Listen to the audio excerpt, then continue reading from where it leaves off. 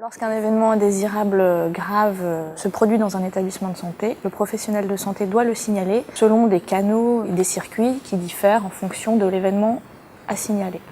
Maëla Bédou, je travaille à la Direction générale de l'offre de soins et je suis chargée de faire du retour d'expérience au bureau de la qualité et de la sécurité des soins.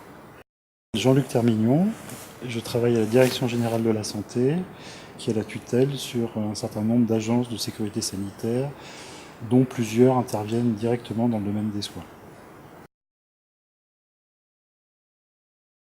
On peut avoir des déclarations d'événements indésirables graves et on peut avoir des déclarations liées à des vigilances d'ordre sanitaire, type infection nosocomiale, type matériovigilance, pharmacovigilance. De plus en plus, on s'oriente vers des systèmes de déclaration qui sont non spécifiques, c'est-à-dire qui ne sont pas liés à un produit déterminé comme le sang ou les dispositifs médicaux ou les médicaments.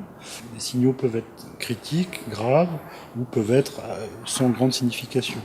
Ils peuvent intéresser directement les soins, ils peuvent aussi intéresser la vie matérielle de l'établissement. Ces déclarations sont importantes parce qu'elles permettent d'alimenter, de nourrir le programme de l'établissement en termes d'amélioration de qualité et de sécurité des soins. Elles permettent d'engager des actions de prévention. Elles permettent aussi de contribuer à éviter des accidents futurs. Et donc elles sont utiles dans tous les circuits complexes de prise en charge qu'on a dans nos établissements de santé.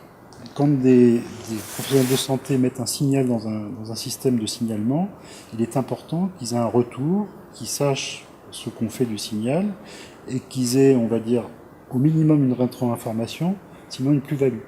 C'est important au niveau de l'établissement que les gens comprennent que ça sert à quelque chose et que ça leur est utile.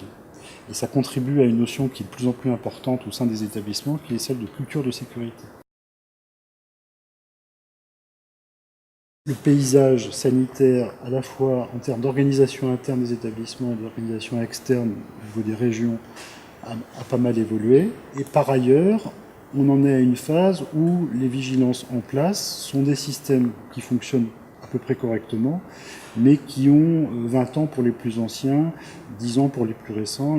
On est dans une phase un peu de transition là-dessus. Le système il est perçu comme étant complexe, que les canaux de déclaration sont divers, sont cloisonnés.